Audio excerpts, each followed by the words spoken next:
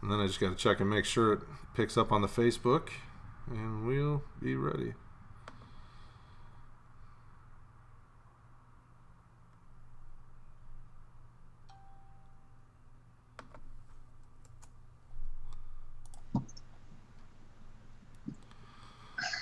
All right, good evening, everybody. Welcome to another Thursday edition of the Roundtable. We're missing a guy tonight. We're missing our faithful co-host Colin Fitzgerald.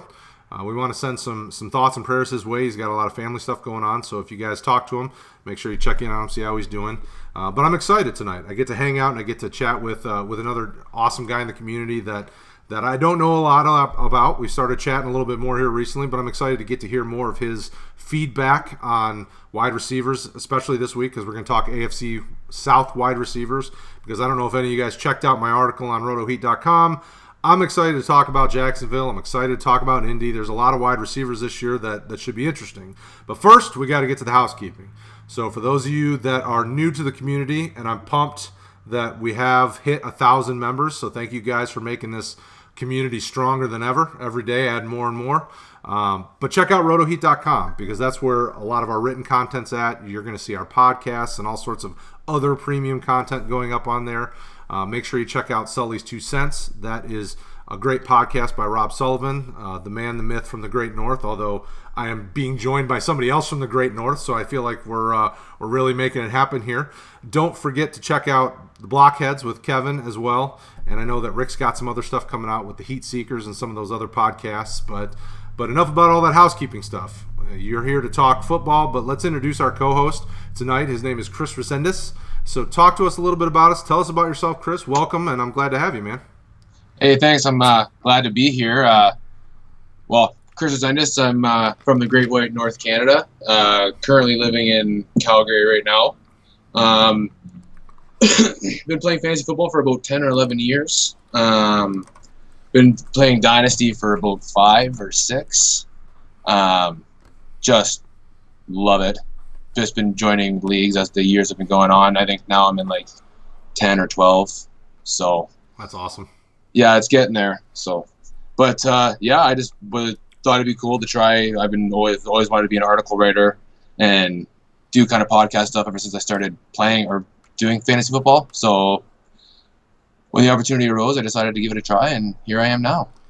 Well, hey man, that's awesome. We're excited to have you. I'll be excited to get to know you more as the months and years go on. And with that being said, let's get to it. So we're talking AFC South today. There is a lot of movement that happened this offseason. I am currently in Fort Wayne, Indiana, so we'll start with the Indiana team, and we'll talk Colts. Everybody knows T.Y. Hilton is the man there, but they did a lot this offseason. They added Devin Funchess. A healthy Deion Kane should come back and be able to add to that receiver core. What do you make of a team like that? You got Zach Pascal, you got Chester Rogers. They're a little deeper. What intrigues you about the Indianapolis Colts? I like how much that receiving corps is going to open up the run game for them. I think Marlon Mack is going to be a beast. Seeing as how much what his stats were for the last 6 games that he was in. I mean, you just added Devin Funchess to that wide receiver core where T.Y. Hilton was by himself pretty much. I mean, I love Devin Funchess. I've had him since he was a rookie in a lot of my Dynasty pools, and I got a lot of faith in that guy. I think, especially now with him leaving the Panthers, it's going to be a pretty big step in the right direction for him. So I couldn't agree more. That big slot receiver role in Indy could be huge for Andrew Luck. You see it work for teams like New Orleans with Michael Thomas. You've got guys in the big slot receiver role that, as long as they can catch decently well, they can get a lot of yards, and Devin Funchess can catch pretty well. So I agree. I couldn't agree with you more that he's in a perfect situation right now. Oh, I mean, if I didn't own him as much as I did, I'd be trying to scoop him up wherever I can. Just because the price for TY right now is a little too high, and I'm taking Funchess wherever I can because his price is still kind of middling right now, and I can see a little bit of a regression for Ebron, but I wouldn't say it's too bad just because I mean, Luck still does like his tight ends, so. Right. Well, and you have to remember with a receiver like T.Y. Hilton, he's getting closer to 30. He's purely a speed receiver. Once you start losing that speed, then you just become a small slot receiver with lack of speed. I mean, that's not good. Exactly. Exactly. So I don't know how much I'm sold on Chester Rogers and Pascal, those guys there. Deion Kane, I not so much sold on him either. I mean, they just drafted Paris Campbell too. Like, there's a lot of competition behind those top two wide receivers and that tight end. So, I mean, myself in a dynasty, sure, yeah, I'd hold on to Kane and I'd hold on to Paris Campbell, but I wouldn't. I'd temper my expectations at least until Ty is gone, if that's not already a given, I guess. Right. Well, and Paris Campbell could easily be getting groomed for the T.Y. Hilton of the future. I mean, Paris Campbell's predicated on a lot of speed. I mean, he's a little bit bigger of a receiver, but, that's kind of where my mind goes. Or if they move to a 3 wide receiver set, so you have Funchess be your big slot receiver next, and Ebron's there as well, and then you've got Campbell and T.Y. I mean, they've got some opportunities to move guys around a lot there. It's it sounds really dirty. And then you got Andrew Luck tossing the ball with Marlon Mack in the backfield. Whew. That's a lot. I mean, there's a lot of passes to go around. I mean, they have a really good offensive line, so they could run the ball more. But look at their guys are all much more talented at receiving. I mean, Marlon Mack's a better pass catcher than between the tackles runner. Yeah, that stock that I want to get in on is that Indy stock right there. So, yeah, and so we'll jump to the flip side of that. Let's talk about a team that nobody wants stock in, and that's the Tennessee Titans. Yes. Although I will tell you, I just made a Corey Davis trade in a league that I'm in, and I don't know how it happened. Mostly pure luck, because he's the only receiver in Tennessee that I really like, and I've always liked. And because he's kind of been down now because nobody likes Tennessee, I've been trying to scoop him up. Well, I sent a offer of, and this is in a 14-team league, full IDP. It's not Superflex or tight end premium, but the owner of Corey Davis, their roster was really weak at running back depth. They have Saquon, and I think that was really it. And then at tight end, they had nothing. So I sent him Vance McDonald, starter in Pittsburgh, Tyrell Williams, the second receiver in Oakland, and then TJ Yeldon, who might get something in Buffalo. And they took it, and I said, holy crap, that's amazing. I was like, I way got the better end of that deal. Yeah, you gave up those 3 pieces for Corey Davis straight up. That's it.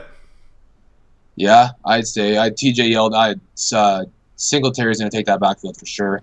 Well, I could see TJ being a stopgap, kind of a guy that gets some stuff this year, and they slowly move Singletary in, because he's got to learn the pro game. It'll take a little time. Yeah, no, absolutely, I agree 1,000%. I just don't. When I first joined the Roto Heat page way back, I think it was over a year ago. I think. All I seen on here was Corey Davis. And I asked my buddy, I'm like, dude, who is this Corey Davis? Like, I've never even heard of this guy. So I started looking him up, and I'm like, okay, well, it's just another Titans wide receiver, like, whatever. I don't want any piece of this Titans offense. And Rick, I mean, unless Tannehill takes over the starting job there in Tennessee, I want nothing to do with Mariota as a quarterback there. So, well, that most people don't want Mariota, but the way the injury bug hits him, I could see Tannehill getting into that lineup. The problem, though, is Tannehill gets hit with the injury bug just as quickly. So Tennessee's a weird spot, but of their players, Corey Davis is the only receiver I want. Being this close to Michigan and being a Michigan football fan kind of in general, I watched Corey Davis when he played, and he looked really good, and I think he's got a lot of opportunity. I love you, Rick. Sometimes you point out the complete obvious. I wasn't going to say it. I figured you'd bring it up. I saw you sitting there. Yeah, I mean, Corey Davis has the potential. Obviously, the offense and the quarterbacks can be a big hindrance to that potential. But for what I gave up, I was going to do it. To add a guy who's young and very talented. Sorry. No, I see what Rick's saying. I'm no comment on that one. I'll leave that one for you. The funny thing to me is if you look at the talent of the receivers on that team, they really have a lot of talented receivers. Tajay Sharp could be a really nice slot receiver. Adam Humphries is a really nice slot receiver.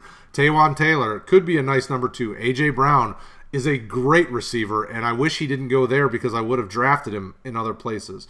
They've got a lot of good receivers. They're in the worst offense for those receivers, though, because they're just not going to use them. I'm glad you mentioned Tajay Sharp because I was talking to a buddy of mine, Ryan Ives. He's in the road too, and I'm like, dude, all these guys are so hyped on these Tennessee wide receivers, but like they have Tajay Sharp. He was a first-round wide receiver pick. They got Corey Davis. Yeah, Rick, I see you. They got Corey Davis. He was a first-round pick. And they can't. And these guys are not that they're nobodies, but they go underneath the radar.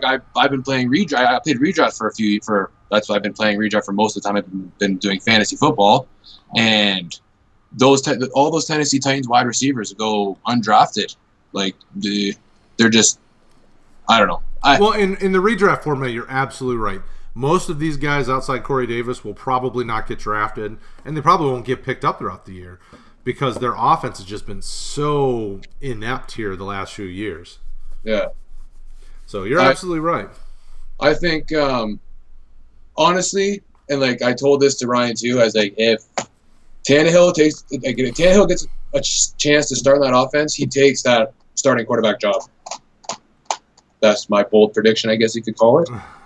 We got a hot take, people. Pay attention. The man is telling you, grab Tannehill because he's getting the job.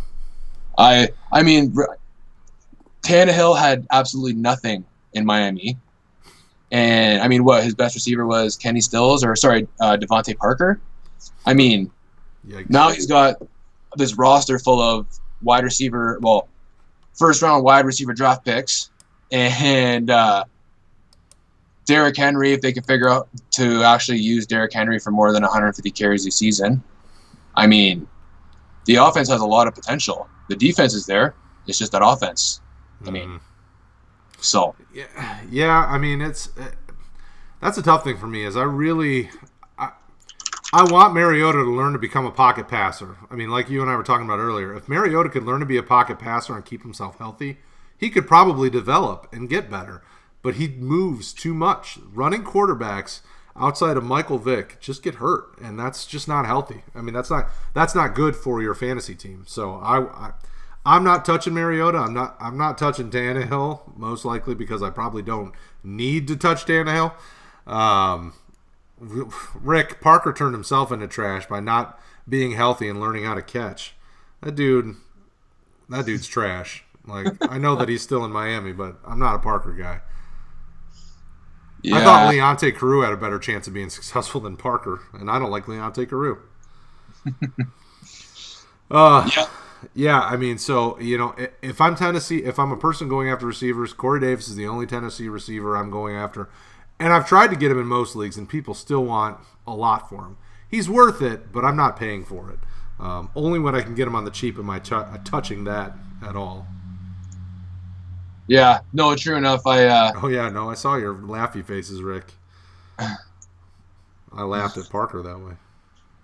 I mean, absolutely, Corey Davis is the one receiver that I would want out of the Titans offense as well. But like you said, I'm not going to pay the premium for him for what can or cannot be. And yes, Rick, I know you have to give him 3 years. It's a rule. But you can give the guy 10 years with poo quarterback play and still won't get you the results you're looking for.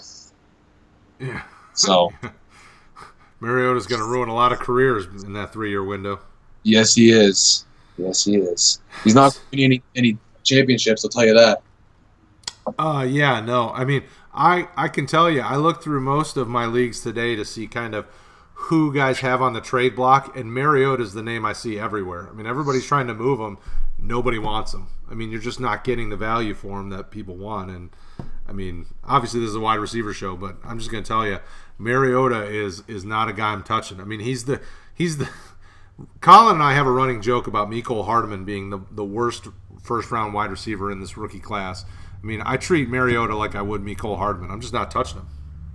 Really? Oh, yeah. Well, see, everybody – now, I preface that by saying everybody that I talk to that drafts Mecole Hardman is drafting him based on potential because he's in Kansas City. Well, right now, we've heard nothing about Tyreek Hill. So you're drafting a guy in the early first round. I've seen him go as high. I think Rick or somebody in the group told me they saw him go pick 5. So 1-5. So that means you're missing out on a guy like Deebo Samuel, which is the worst thing you could do. He's probably the best receiver in this class, but I'm a Deebo fan. I'm willing to pass up his injuries for the talent alone. So you're going for Mecole Hardman in a guy that's got a good landing spot and is really fast, but hasn't really proven it. He's been a wide receiver for only 2 years, and he was a cornerback before that. Cornerbacks are cornerbacks because they can't catch the ball. They're really fast and good at covering, but they don't catch the ball. So, was it 104? Sorry, Rick. I knew it was way too high. Rick, I'm going to kick you out of this. You're not going to be allowed to watch this show soon. You keep talking about Deebo like that. That's my man. He's going to single-handedly turn Jimmy Garoppolo into a stud fantasy quarterback because he is dynamic, good at receiver, good running routes. Rick, we might have. I love you, but we might have to have a conversation when this is over with. He just threw the trash gift at me. I'll tell you, Rick. I'll remember that. Deebo's still the best receiver in this draft class. That's all I got to say. And I'll leave it at that. For those of you that are in the chat, watching the chat, Rick does not agree with me. If I could have taken so I just did in my home league with Ray Fryer. If Daryl, I think it's Daryl Henderson. If he wasn't there at the 106, I'm the girly owner. So you got to get him. Yeah, I had to. But you said Ray, and there he is. Yeah. If he wouldn't have been there, I probably would have taken Mecole Hardman just because of all the hype, and B, I mean, it's Patrick Mahomes throwing him the ball, so I mean, anybody can really thrive in that offense, I feel.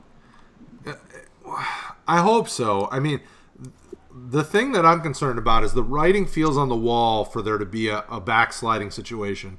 Too many just rough things have happened to that team that there has to be some fallout from this. In the last year, they potentially are going to lose their best running back and their best receiver, and that leaves it with Sammy Watkins, which I love. Sammy Watkins doesn't stay healthy. Kelvin Benjamin is too big to play football. You've got Demarcus Robinson, who isn't very good either. I mean, Mecole Hardman has to be successful because they may not have any other options, but, I'm not drafting a 104 for that. I'm just going to throw this out there. Kelvin Benjamin is the next tight end for the Kansas City Chiefs. Just making that clear. But, hey, the Chiefs still made a pretty good push in the postseason with Damian Williams, which, as we all know, bye. Yeah, I mean, I honestly, Kate, I know Sully is infamous for trashing Mahomes and bringing him down and his regression and everything. And yes, he is going to regress. But, I mean, if the guy goes from 50 touchdowns to, 38? Even, 40? That's still top 5. Yeah, yep. I mean, so, and then you got to factor in, too, if Tyreek Hill leaves or if he gets suspended, which, I mean, we're not going to hear anything about it until, the last second, but why not? It's the same thing with that DK Metcalf situation, right? It is the same as the DK Metcalf situation. You're absolutely right. It's hard not to laugh though. Rick's calling out the guys in the community. I don't know that I'm riding with Ray anywhere. That sounds dangerous. Yeah, I mean, I'll leave it at that. I'm not as sold on Mecole Hardman. I did draft him in one league because he fell really far, but I'm not touching him early. That's a tough situation. What isn't a tough situation is the Houston Texans wide receiver core. We know who clearly the only receiver is on that team. He's nice tight end. Yeah, no. Ooh. He might fill in as an offensive lineman. I mean, Kelvin Benjamin's kind of a big fella. Yes. I think he makes me look skinny. The Texans, yes. So back to what we're actually talking about tonight. Yes. DeAndre Hopkins is really the only receiver I'm touching on this roster either. They have a lot of guys, but, Kiki QT could be interesting. Will Fuller can't stay healthy, and Vincent Smith, I wouldn't stash him. I mean, what do you think about these guys? Well, Nuck is obvious. Will Fuller, I want no part of. I mean, yeah, it's pretty self-explanatory. He's always injured. Although I do want Kiki Kuti. I feel like Kiki Kuti is what Will Fuller was supposed to be, but he's actually doing it. He's staying healthy. Yeah, exactly. But I mean, I've tried to pick him. I've tried to pick up Kiki in a few leagues. I mean, I don't know. I've taken over a lot of orphans, so I've been trying to work with those. But one guy in the league that I was trying to grab him in wanted way too much for him. So they're calling you out in the chats here. They want to see you come get Nuke. Oh yeah, well, I think Ray finished 6th in the pool last year. So just keep hanging out down there, Ray. Yeah, that's the 5th loser if you're at 6. That's rough. And then I don't even know who the other wide receiver was that you listed, but really they're irrelevant because, I mean, it's Nuck. Yeah, I mean, Vincent Smith was a guy that you saw him blow up in a couple games last year, but he was a guy that, he has no pedigree. He just kind of came out of nowhere, and I'm sure he'll go back to there. But he would be probably their number 4 receiver on their team right now. Yeah. I mean, I would be a little intrigued to maybe pick up their tight end there. I'm not even sure. I forget what his name is, but they have a couple. I forget. I think it's Jordan or something. Yeah, they've got. Let's see here. I'm pulling up their roster now. So they've got Jordan Akins, Jordan Thomas. Kahale Waring, who they drafted this year, is probably the guy who's the dark horse to become the starter at some point. Darren Fells, who's a blocker. Yeah, they got 4 tight ends. Most of them are basically scrubs, or as Colin would say, the future plumbers of the world. Yeah, well, yeah, I don't know. I by myself, I would take Nuck. I would take Kiki. I would take. I mean, I'm not sold on Lamar Miller. I mean, he still does decent, but. And then I like Dante Foreman, but that's probably because I have a share in him. But the way that they're talking about him right now, I mean, I can see him taking over that starting job midway through the season easily. Well, and the tough thing is that the injury that he's coming back from is you don't see a lot of guys recover and have the same burst. So if he can come back and be what he was, then they would love that because then he should be the starter at some point this year. But that all is really going to depend on how he heals from that injury. And if he can come back, because when he came back last year in the fall, they played him a little bit, and he kind of looked okay. Yeah, no, he did, and that's what I think Rick's saying this stuff just to stir the pot. What the guys that we're calling scrubs, you're saying are going to be good. Rick, don't just say it. Say it if you mean it. That's the name I was looking for was that Jordan Thomas there, but yeah, no, I mean. Dante Foreman came for those couple games last year and actually did pretty well. So I think that, he had this whole offseason again to recover. I can see him coming in week 4, maybe week 6 by the latest, right? I mean, anything's possible. So.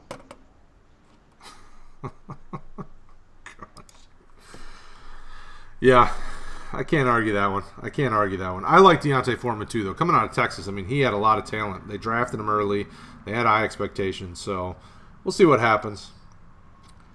Yeah. All right. So I want to get to the team that I am probably the most excited about in the AFC South, and it's mostly because I'm one of those guys that likes to find the kind of the maybe the under the radar that blows up that you can trade and get a ton of value out of. And I think Jacksonville has the possibility of having that with D.D. Westbrook and DJ Chark.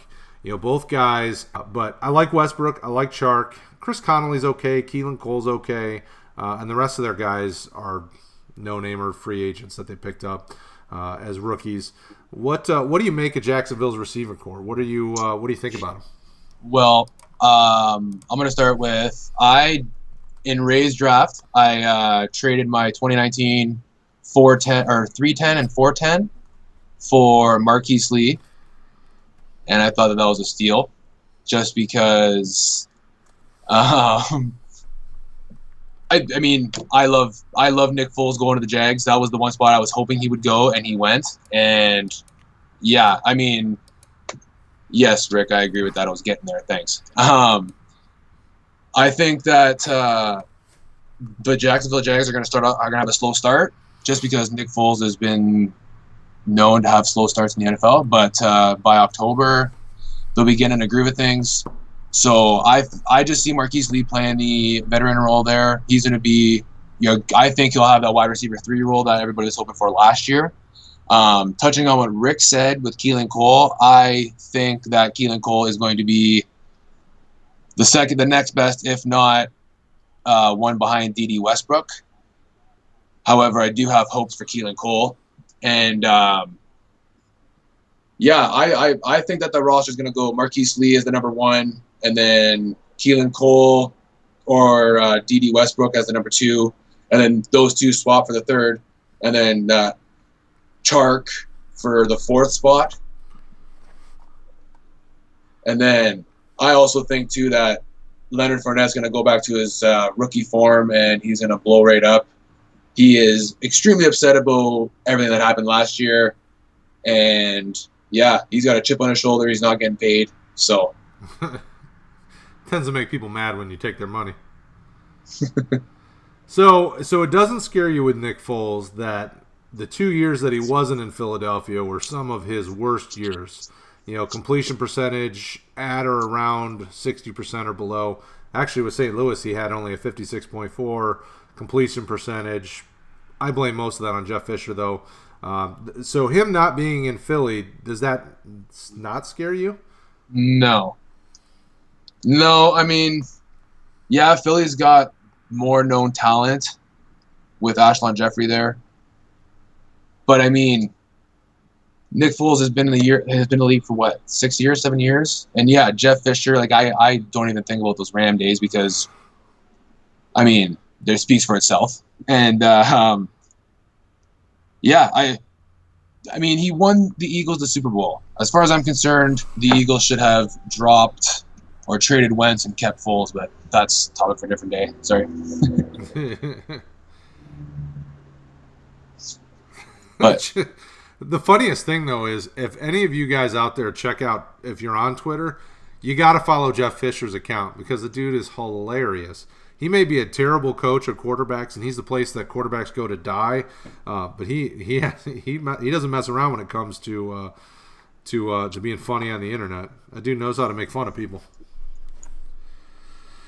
All right, so you're not upset about, or you're not worried about Nick Foles. The thing with Nick Foles for me, and I think the reason that I'm interested in DD and DJ is because he's really good with the deep ball. So with guys like Keelan Cole or Marquise Lee, guys like that, or even Chris Conley, they need kind of the short to medium passing type games to really be successful. Marquise Lee is one of those guys that you get him the ball in space, he can make things happen. Not the best on tracking the deep ball. Keelan Cole is not bad at it, but I watched a lot of his stuff last year, and it's hard to tell whether it's Blake Bortles' fault or his. I tend to blame Blake Bortles because he is probably the worst quarterback I've ever watched. But, it seemed like he had trouble tracking deep balls over the shoulder, stuff where he had to kind of go up and get it with his hands and bring it down. He tended to seem to have trouble with it. Now, do you do the Jeff Fisher rule and blame Blake Bortles? I don't know. I mean, I leave it up. I like Keelan Cole as well, but the way Foles plays really excites me for a guy like Dede and DJ, because they're probably their best deep play receivers. No, that is a fair point, and I actually totally forgot about Chris Conley. I like Conley. I just think he's going to be a good possession receiver, probably a good slot receiver, a good slot possession receiver. There we go. And I mean, you have Marquise Lee to be your midfield threat, and then any one of those 3 guys could probably play the deep ball, no problem, right? So. Yeah, I mean, and that's a hope. That's hopeful. As long as they can track it and go get it, because Foles is pretty good at his accuracy. When his best years have been kind of 65, 66%. So he has really good completion percentage when he's got good tools around him. So that's kind of the other thing of it. These guys are all still fairly under the radar players, but I think it's something that's made me excited about Jacksonville because they have a lot of guys that it could blow up. They got a great defense, even with Telvin Smith retiring or walking away or whatever he's doing. They got a good running game with Leonard Fournette and Tiquel Armstead, the kid they drafted this year, whatever you call his name. So they're a team where I'm really interested to see what happens with them. I'm just reading Ray's comments here, and I think that's what the the Jags need to do is they need to go back to their run first priority. Because I think that Nick Foles is going to thrive if they're able to do play action. So yeah, I do think that it's going to be the Fournette show, but I can still see Foles chucking the ball 20 to 25 times a game, especially with that defense out there. It's the same defense that they had 2 years ago. I think last year was just a really off year for them as a whole, and yeah, this is going to be a little jump start. I think with especially with Nick Foles being there, I love it. Yeah.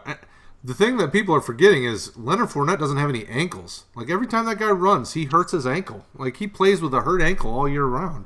Like, that scares me because a running back like him, those things tend to hamper him. So I would like it to be the Fournette show because I have enough shares of him that I want to win. But, I'm like, dude, you need to stay healthy. Like, I don't know what maybe you need to replace him with robot legs or something, but you need to stay healthy because them ankles are he's always on the injury report. Yeah, he is, but it's also a running back. Yeah, he's got glass ankles for sure, but running backs tend to live on the injury report. So I tend to think that was a grain of salt. No, okay. I am concerned. Just I know about his college history with his ankles and such, but you can't live your life in fear like that all the time, right? I only have one share of him, and that's in Sully's league. So I'm like hyping myself up for him because he's like the only running back I got. So because you want to beat Sully, you want to own it. Yes, I do. I want to beat Sully too, but he doesn't want to trade me in the Superflex because he's always got to talk to the committee. I'm looking at you, Nikolai. Y'all need to trade with me. I'm always trying to make trades with them guys. All right, so we talked about the AFC South receivers. Look at that. 40 minutes. We got it knocked out. Wow. While everybody's here, do we have any questions, any comments? Chris, is there anything we didn't talk about that you wanted to talk about when it came to this AFC South stuff or anything in general? Is there anything we missed? Any news you wanted to bring up? I actually hate the Titans. I tried to get Derrick Henry from a guy, and he wanted Melvin Gordon plus for Henry straight up. You tell him to shut his dirty mouth. That's ridiculous. I couldn't believe it. Look at Rick. Rick wants to take over Canada. He wants to figure out how he can get in these Canadian leagues. Well, when we got the hookup, everybody on the Roto Heat team seems to be Canadian, other than you and me. That's how you get it. You tell Sully, trade him 10 chickens, and he'll get you in. Yeah, and as for news, there was nothing really interesting on that I've seen so far. So, but besides the injuries with the Redskins there, Reuben Foster getting hurt. If you're an IDP guy, Reuben Foster was somebody you wanted. I don't think you could pay me enough to play for the Redskins if I was a professional football player. Don't say that. I just finally got this guy in one of my leagues to trade me, Darius Geis, who's somebody I'm a very big fan of.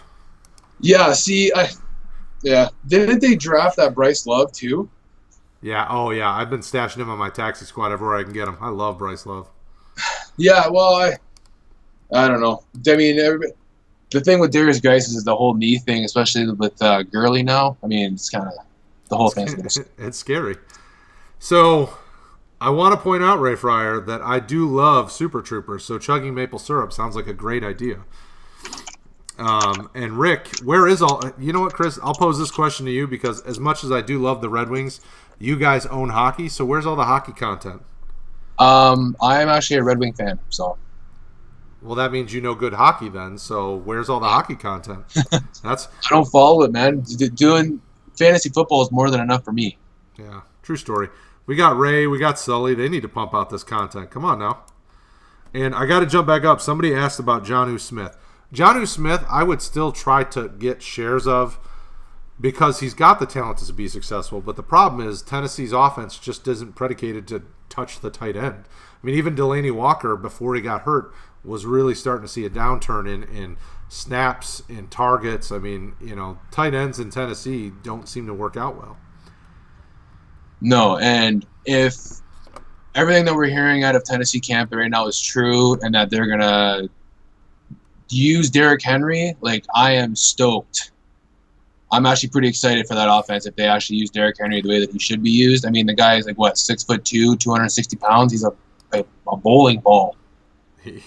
But, I mean, mind you, I also know that he didn't really bowl people over. He didn't run with the kind of authority that he should, right? So, I mean, if he can play with that kind of authority and steamroll people, then I think that Tennessee offense could do well. But I don't see Jonnu Smith as being, I totally agree with what you're saying with the whole tight end situation. Yeah, it's a wash. Until they get rid of, until they do something about that quarterback situation, I mean. Yeah, and the unfortunate thing with Alabama running backs is they tend to be built like Tarzan and play like Jane. I mean, think about, the Trent Richardsons.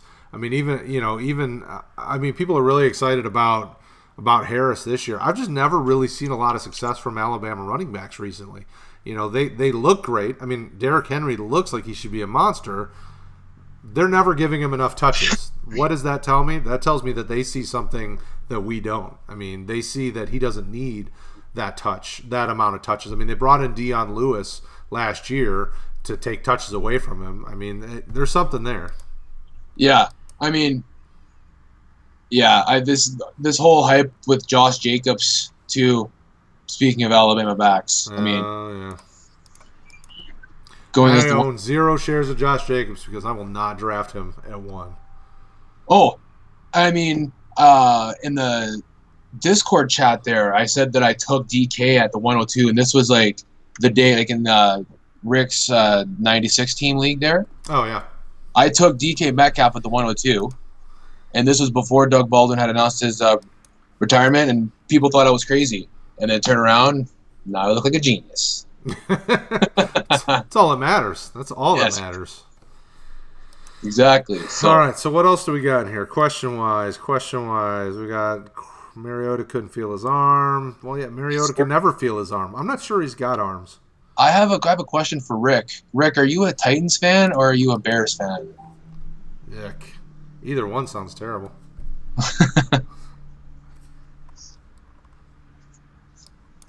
Yes, you are.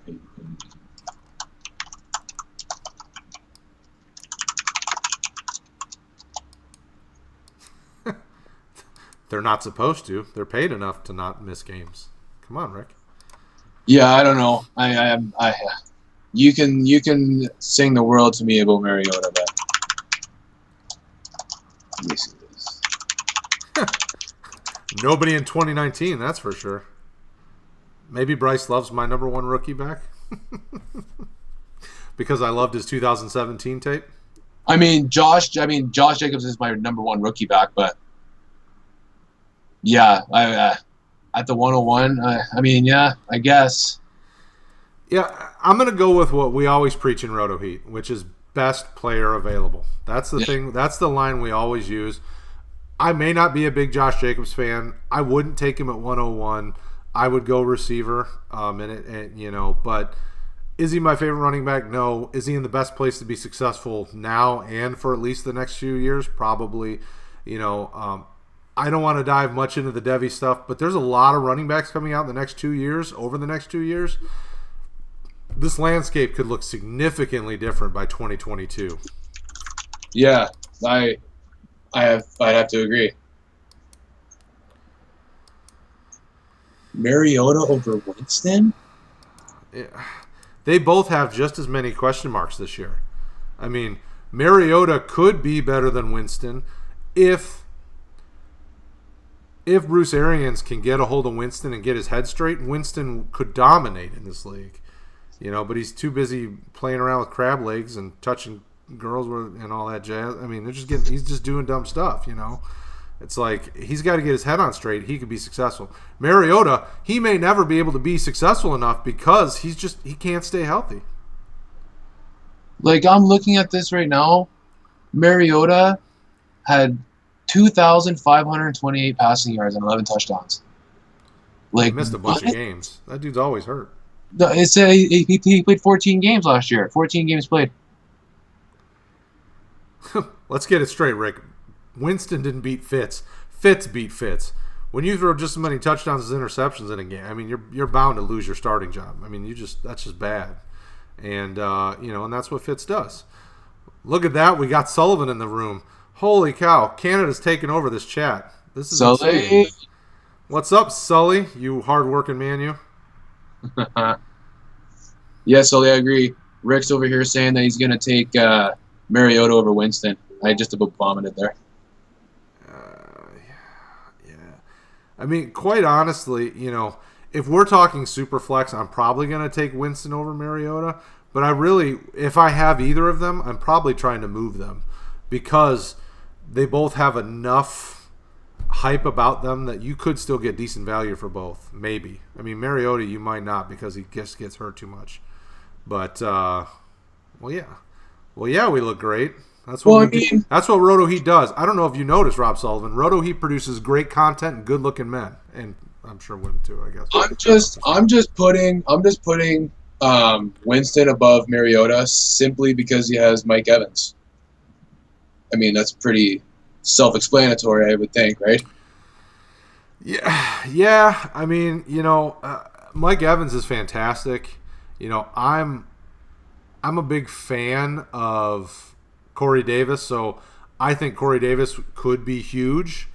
I definitely right now Mike Evans makes it a big deal, but I think over the long term, I think Corey Davis could make Mariota just as good if Mariota stayed healthy.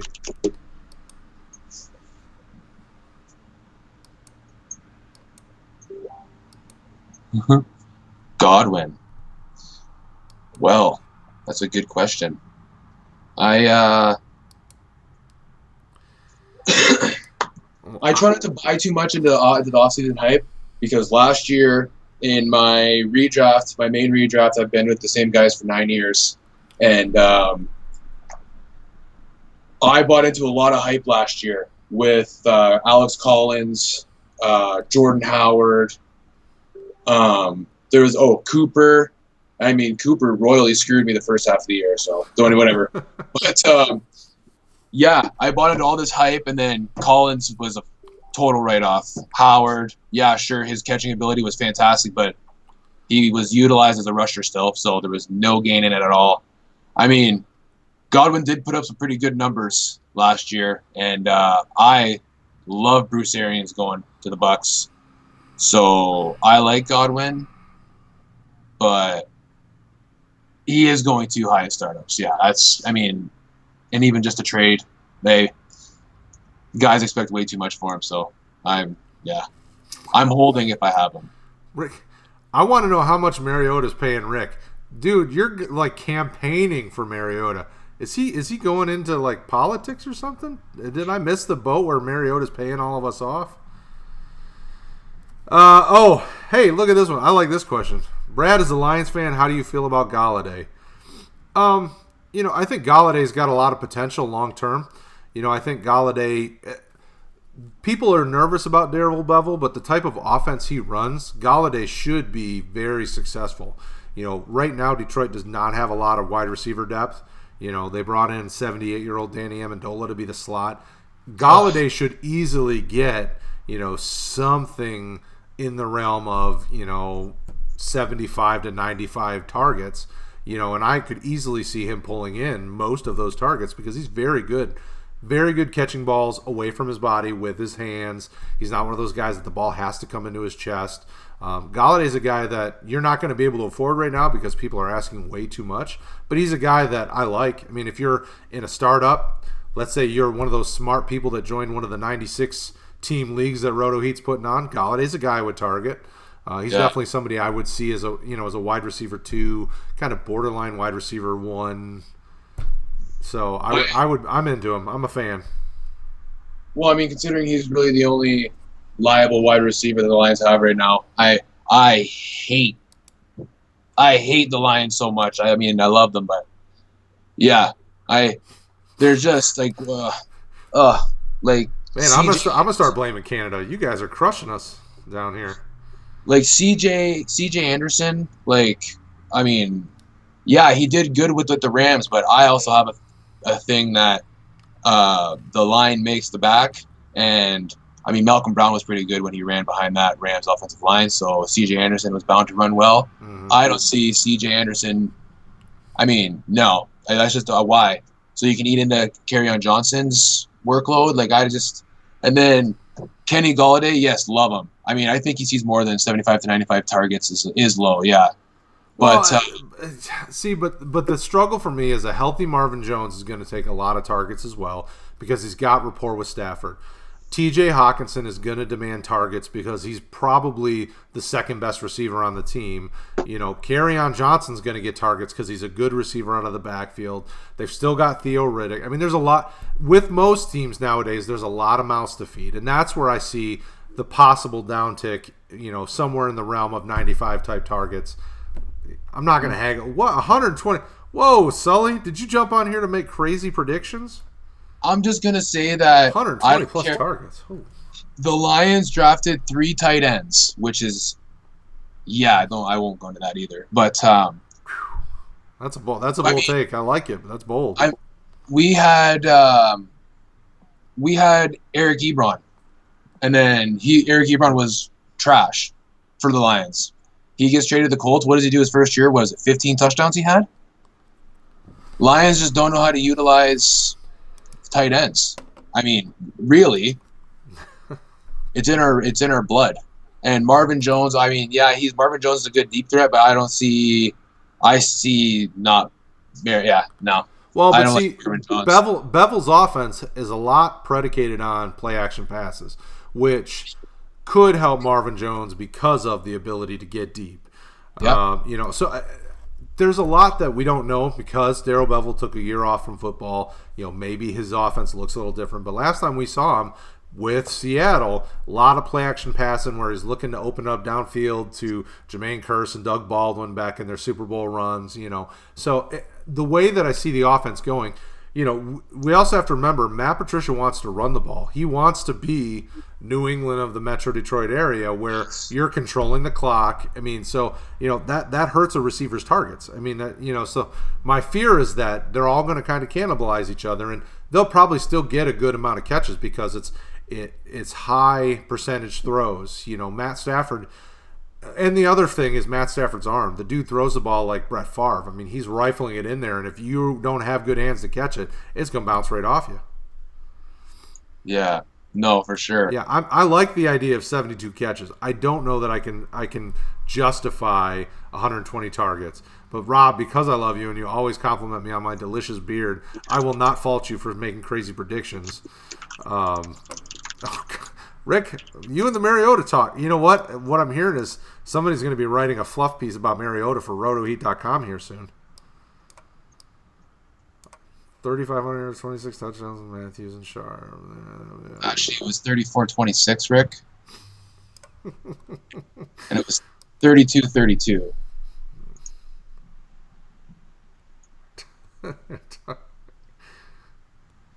Oh, man. I love it. All right, that's just good. That's just wholesome family fun talking Lions and Titans. This is why everybody's excited because we're talking about the seedy underbelly of fantasy football, the Titans and Lions, the teams nobody's talking about. Yeah, well, I'm just glad Jim Bob Cooter there totally screwed us last year, as if the Jets knew our play calls at the line of scrimmage. That's embarrassing. Yeah, man, I went into the season hopeful. You see some of these first-year coaches like in L.A. and Chicago winning a bunch of games, and then Matt Patricia comes to Detroit and they just get rolled all year. Like, it was just hard to watch. Yeah, I mean, I like Stafford. I think that everybody's really down on him just because he had a down year last year. But I mean, yeah, I don't. I think he's going for way too cheap. The kid. I mean, he's still 30. Yeah. I still like Stafford. As Superflex especially, I like Stafford.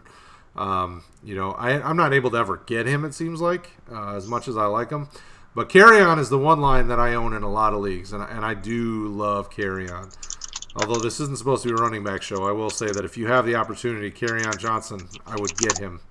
I think as long as he stays healthy, he should be huge. I mean, he looks to be continuing that breakout.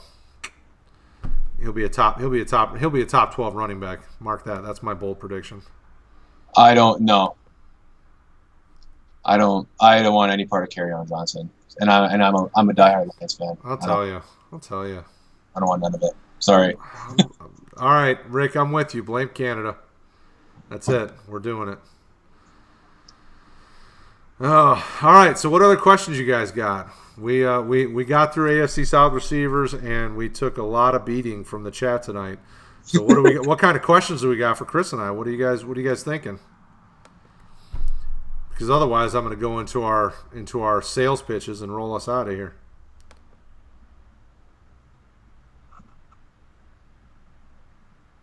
Oh, see, I like that.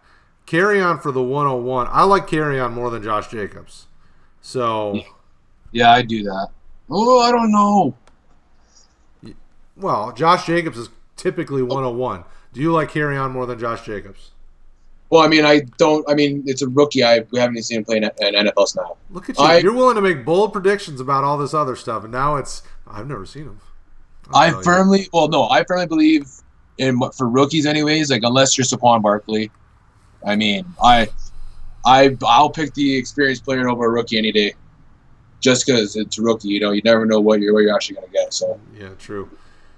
Rick, I'm not saying I don't like David Montgomery. I'm not saying I don't have any issues with David Montgomery. I just don't. His game does not excite me. He's going to come in and fill the Jordan Howard role pretty well, I think. I like Jordan Howard a little bit more than him when it came to the skill set, but I think he should fit that role just fine. I don't have an issue with David Montgomery. He's just not a guy. I mean, this draft I focused on trying to get wide receivers. If I didn't have running backs, I wasn't looking at this draft for running backs. I was trying to build for next year and the year after because this running back class just did nothing for me unless it was Bryce Love. And he's injured, so I really wanted to take him and stash him. Well, yeah, I would because I have. I have not taken David Montgomery in any league that I'm in. I've taken Bryce Love and I've stashed him on every taxi squad I could. Check out our Superflex league. You'll see him hiding on my taxi squad. I'm not a Bears fantasy guy. They just spread the ball around way too much in that offense for me to want any real piece of that offense. I mean, Tariq Cohen had a good year last year, and I can see him having another repeat of that. But it's just too much love going around in that offense, and I don't like Mitch Trubisky. So sorry, Rick. Yeah, I mean, Montgomery has much better hands than Howard, but I don't see them taking those catches away from Tariq Cohen. I mean, Tariq Cohen is a really good receiver, and he's very dynamic with the ball in his hands.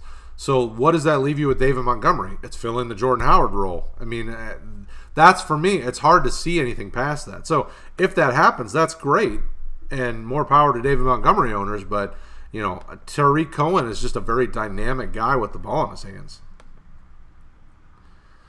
Another broke down. Sweet. Man, Rick, I love that positive, that enthusiasm. Going back to Sully's question here about a price check on Diggs and Superflex, just give me them. That's it, Sully. We can work out something. Just give me them. Man, I love Diggs. I think Diggs is solid. I mean, it's hard not to like. Yeah, now, I guess it depends on what you mean by price check. Are you talking when it comes to 2019 rookie pick value? I mean, Diggs rookie pick. I mean, he would be the best receiver in this class if you're looking at that. So it's a top 5 rookie pick. Sully wants players plus, so he wants like a top 12 to 15 wide receiver, a running back 2, and your 101 2020. For Diggs? Straight up, yeah, that's what Sully wants. Holy cow. Rick, I see you with the Lions, but you know what? You're just pushing it tonight, Rick. You're just pushing it. Next time we get on for one of our draft shows, you and I are going to have a Bears-Lions throwdown. I don't know that I would do that for Diggs. I like Diggs, but top 12 receiver, I mean, all the top 12 receivers right now are young. And Diggs, to add an RB2 and a 101 pick, that just sounds like a lot to me. I like Diggs, but I don't see him. Ooh. Yeah, now I'd be willing to give multiple 1919 first for Diggs, but a top 12 receiver, an RB2, and a high-end first, that sounds a lot. Oh, now Sully's saying that you're lying. He's putting you on the spot, saying that. Well, he's asked for stuff like that before. No, I said. Yeah, he said Diggs is better than Cooper. Yeah, all right, man. Whoa, Pons, back off of this Packers nonsense. Who invited the Packers to the show? I'll tell you. Nobody is here to talk about Packers. Oh, man. Aaron Rodgers died on Game of Thrones, so there's no reason to talk about the Packers. He's not around anymore. Let's see here. Diggs is better than Cooper. Yes, Diggs is better than Cooper, for sure. Diggs is definitely a top-end receiver. I would probably say top 10. I don't know, man. Top 6. So at top 6, who are you leaving out? I mean, you're trying to say then at Diggs because you got Nuke Evans. Oh, man. No. Pons, I appreciate your life-saving skills. I don't know if I like your fantasy or your sports team choice. Yeah, I top 6. No way. Yeah, I mean, that's hard for me. I like Diggs a lot, but man, top 6 is a lot. Plus, they've got a new offensive coordinator. That takes time to gel. I mean, you're asking a lot there. But it's so. I mean, Sully's the one who says that the Vikings are going to be going to a run-first offense. So, yeah, I don't. With the broke down Dalvin Cook, who can't stay healthy, that'd be awesome. Yeah. So I mean, and like Thielen is still going to get his. And then I don't know. Diggs is good, but I wouldn't say top 6. Top 12 maybe. You're talking fantasy. I know, Rick. I know you're talking fantasy. I get that. I mean, real life, we know he's not top 6, but fantasy-wise, I mean, that's asking a lot, dude. That's a tough one. Oh, don't worry. Anybody who watches it after you've been hearing how much people are upset with it, why would you even waste your time watching it? If I hadn't, so back when we were talking about the beginning of season 8, we all should have just never watched it, and we'd have been able to just stay happy. Be like, oh man, it was great, it ended, and we're sad, but so it isn't a spoiler. Everybody's mad at the end of season 8, So why? Get out of here, you Game of Thrones spoiler people. Get out of here. All right, let's get ready for work. Great show. Oh, man, Ray's calling you out. Oh, yeah, whatever. Next, he's going to say you suck at being Canadian, too. I mean, geez, he just said you suck at fantasy. That's rough. Yeah, Ray has nothing better to say. Well, no manners, that one. I'm glad he's a talented writer for Roto Heat because right now he's just calling you out. Pons, don't worry. You're not missing out. Just leave it off. Right now, you're in the happy place where things haven't gone crazy. Continue to save lives, doing the good work that you're doing, and just don't watch TV. Find another show. See, okay, so top 10. I mean, yeah, well, Diggs placed in the top 10 last year, so.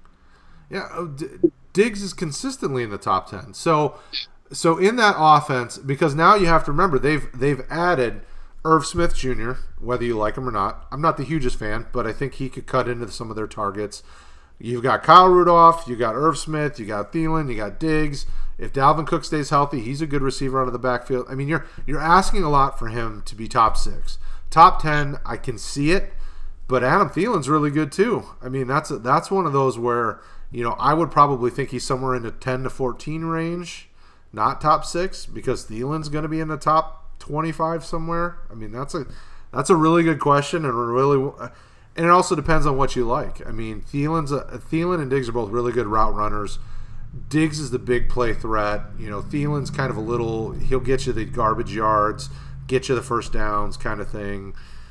Was only 2-point average away from being top 6 last year. Not that big of it. Well, it is a big part of the difference when you see the fact that they're changing, somewhat changing their offensive scheme with the new coordinator, seeing as DiFilippo went down to Jacksonville to resurrect Nick Foles' career. Rudolph's supposed to be getting a 5-year extension. Last I heard today when I was checking out the news, that's what we've been hearing. So. Yeah, I haven't heard anything on it yet. Yeah, I mean, the last I heard was it was potential for a 5-year extension.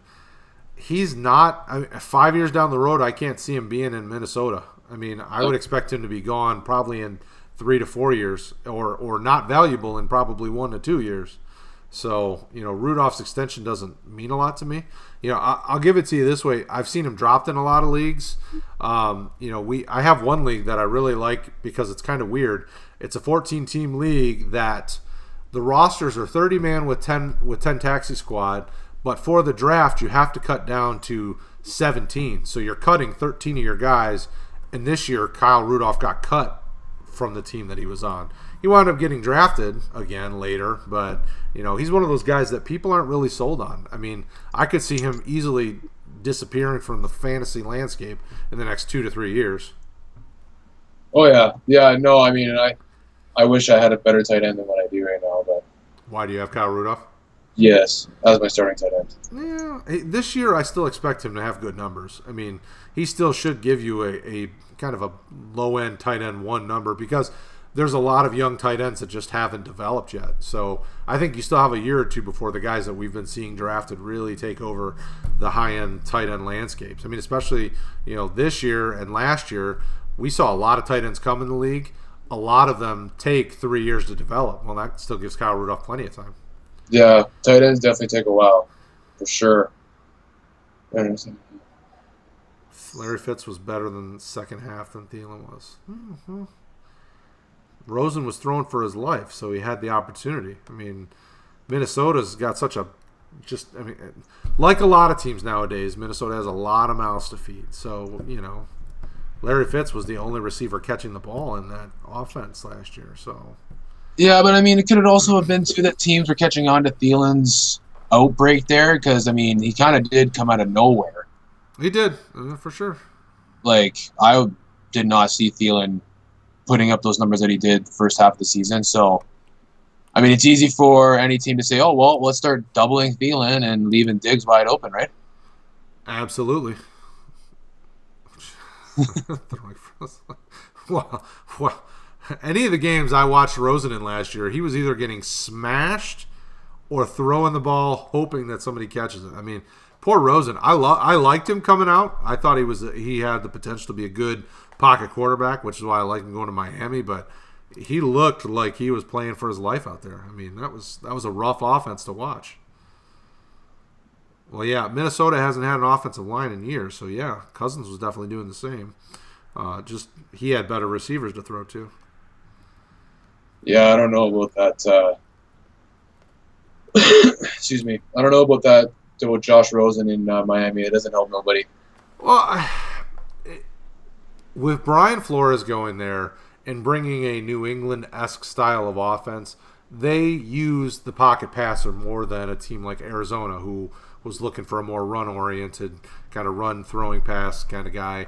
I think Rosen has a better opportunity to be successful with Miami than he would have with Cliff Kingsbury in Arizona. So, he has more potential at this point, but who knows? I mean, with Fitzpatrick there, he could maybe not be the starter at all this year. He'll be starting. Fitzpatrick is a terrible quarterback. He's a backup quarterback at best. So, yeah. For sure. Everybody's saying buy Fitzpatrick, but I mean, the guy's played for, I think, 8 football teams now. So he's trying to go for all of them. He wants to be on all 32 before he leaves. He's getting there. So, yeah, I don't have any faith in him. So. Okay. All right, guys. What other questions you got? Is there anything else you want to talk about? Seeing as we stopped talking about AFC receivers a half hour ago.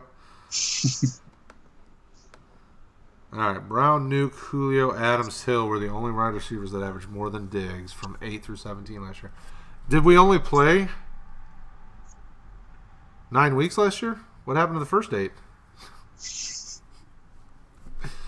I'm just kidding, Rick. I love your stats. Well, yeah. Diggs is like I said, Diggs is a top 10 receiver. I just can't justify him top 6. I mean, yeah. That's kind of where I am with you. Why? Well, you know what, though? I mean... Because you said the Lions suck. That's why, Rick. How dare you come at my team? We can't ever win any playoff games, and yet you still bash us, even though you made it to the playoffs last year. I'll tell you. I mean, it could happen. I mean, Brown will stay top 5. Julio Jones could potentially fall out of the top 6.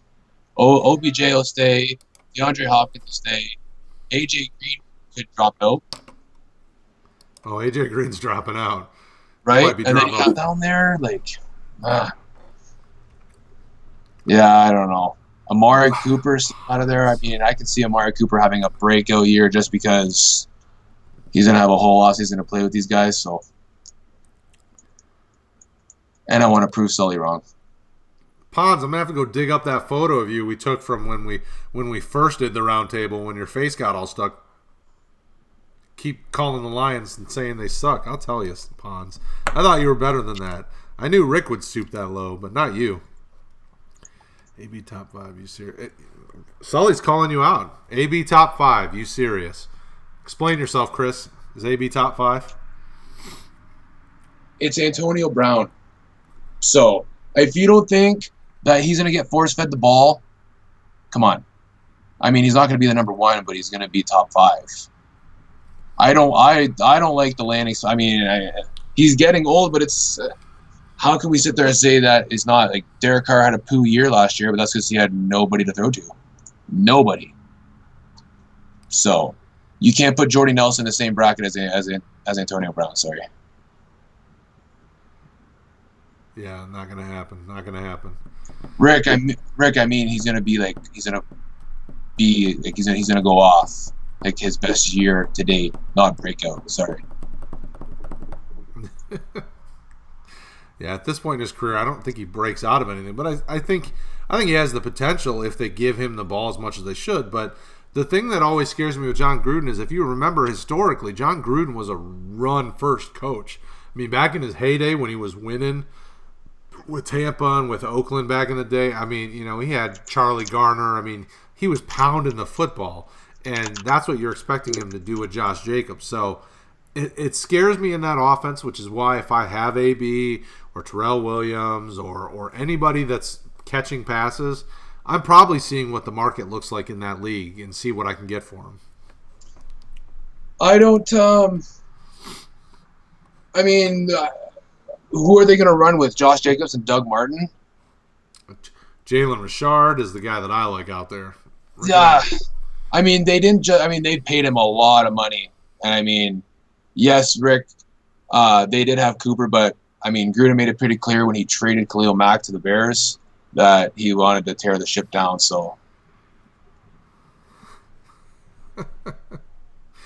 man, Carr, 2 different what? Yeah, I'm not a big fan of either, quite honestly. I mean, Derek Carr, Mariota, those are guys that in Superflex I want to get rid of. I don't want to keep them. I like Derek Carr. Look at that, Rick. In one sentence, you finally redeem yourself and agree with me on something. Jalen Richard is a beast. He is a very good pass catcher. The dude's always healthy, which is his best trait. I mean, he's good. Whew. Wow. Rick just dropped the hammer. Carr is hot garbage Bortles style. Wow. That's basically saying Carr really shouldn't be allowed to touch a football. I mean, Bortles he's trash. Okay, but here's the thing with Derek Carr, though, is that Derek Carr has missed 2 games total in his 5 years. He has a 4,000 passing yard season, which was last year, surprisingly. I mean, how can you tell me that Derek Carr is worse than Mariota? Come on. I mean, yeah. Richard is what we'd hope Duke Johnson would finally get to do. Yeah, Richard is Duke Johnson-like, but Richard at least has the opportunity. Poor Duke Johnson, he needs to get out of Cleveland fast. I mean, he would be so good if he'd go somewhere else. He won't. They know what they have in him. I know. And you can never have too many decent running backs. No, not the way they get hurt. No. So they'd be stupid. They would, especially because Kareem Hunt's out the first 8 weeks. I mean, you need to have some backup. Nick Chubb's not exactly the most healthy running back in the league. So, they'd be smart to make sure they hold on to him. Unless there's a free agent that they like, maybe they can make a deal to trade Duke and get a free agent. But there's not many running backs left on the market. So it would be interesting. What do you think is going to happen with that Browns backfield there when Hunt comes back? Man, that's a tough one. Chubb, they like Chubb, and you could see that he really came on as the year went on, but you don't sign Kareem Hunt to not play him. So there's going to be a lot of splitting of touches. And the tougher thing for me is it's hard to distinguish which one's really best suited for the passing down work, because Kareem Hunt has really good hands, but Nick Chubb's pretty good too. So, I could easily see, a real big split in touches that they're both viable, but neither one of them then becomes a stud, high-end RB1 because they're getting cannibalized with those touches. Yeah. A lot of mouths to feed him. Yeah, okay. Well, man, what's going on, Rick? First we're bashing each other, and now all of a sudden we're agreeing on everything. It's like we're in the upside down right now. To Kevin Pons there, I don't think the Browns are going to trade with Cleveland ever again. I don't think the Browns are going to trade with the Pats ever again. Sorry. I hope Cleveland doesn't trade with the Browns. That would be bad. Yeah, that's a tough one. I mean, they've been the Pats just feed off of everybody that they give them. Jeez. Maybe what I'm hearing is you guys need to collaborate on a busted up quarterback article. That's what I'm hearing. All these beat up, broken quarterbacks you guys like to talk about.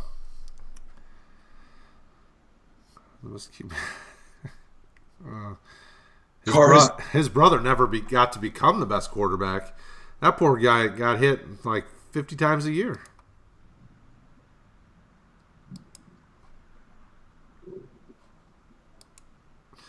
Oh, love it. And that's the tough thing, because I had in my home Dynasty league. So I've been doing Dynasty football since 2001. And in the home league that I was in, David Carr was a big fan of when he came out. But man, that poor kid got hit. I think he averaged like 50 hits a year, 50 sacks a year. Like, that guy never could develop because he just was laying on his back too often. Yeah. I like David Carr. I mean, I don't mind Derek Carr. I just don't think he's going to get to develop ever. Dak is better than Carr, and that is gross. Well, Dak's better than Carr because Dak has escapability and the dude can run. He's going to get you those running yards. I mean, he's going to get you those points for running as well. So, yeah, that's why Dak is better. I mean, Derek Carr just doesn't have a lot of that mobility, the same type of mobility. So, all right, Sully, it was good seeing you, brother. Stay classy. Get all that work done that you skipped talking to me for.